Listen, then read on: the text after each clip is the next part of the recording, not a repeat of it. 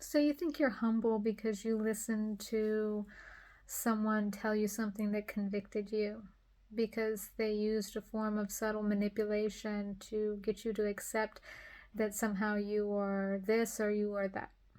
So you think you've been humbled and that, look, you're grateful that they corrected you.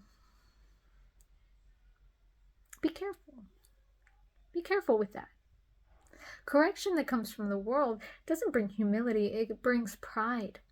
But correction that comes from the Lord, not from the world, from the Lord, that is what brings you to humility. Being prideful can look like humility. Let me explain. My father, he wanted to be a chaplain in the military. And he was a Green Beret, and he was an amazing man. But the devil convinced him that he was being proud for wanting to do this. And he believed the devil. You see, I believe God was calling him to that. My father understood great things. He was a brilliant man. And yes, he killed a lot of people when he was deployed. I understand that. And he dealt with that shame and that guilt. It was very hard on him. But what made him prideful was believing that he was prideful. He believed the adversary. Now, someone might say he was humble. He was humbled because he recognized. No. He was prideful because he believed he was prideful. He believed the adversary and he believed the world. And there's a lot of people out there that want to correct you. And I'm not saying you shouldn't be corrected. Okay, I'm not saying that. I'm wrong a lot. And I value constructive criticism and constructive correction. But I also recognize that there is shame and there's guilt and there's all of these things that some people use, and they think that they are being righteous and correcting you in these ways. But really all they're doing is affecting how you see yourself. And that prevents God from showing them who they really are in Christ. It happens so often. And it hurts me. It hurts me to see this happen.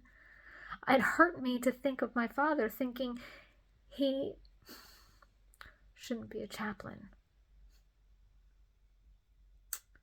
You know, we never went to church growing up. A few times we went to the Adventist church just for the vacation Bible school, but we didn't.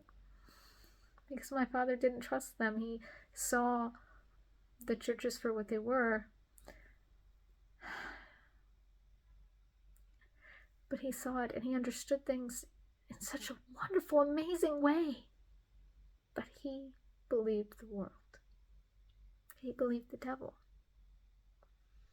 Moses was the most humble man, right?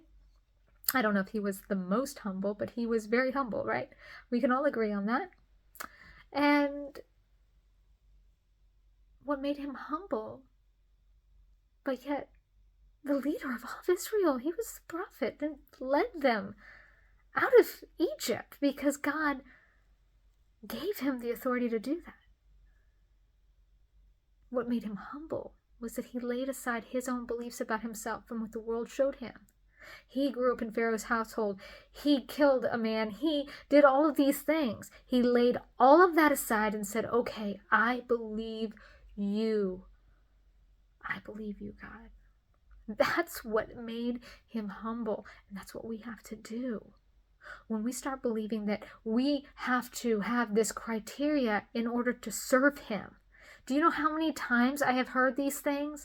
You have to be this, and you have to be that, and you have to go to school for this, and your household has to be perfect, and you have to blah, blah, blah, blah. No.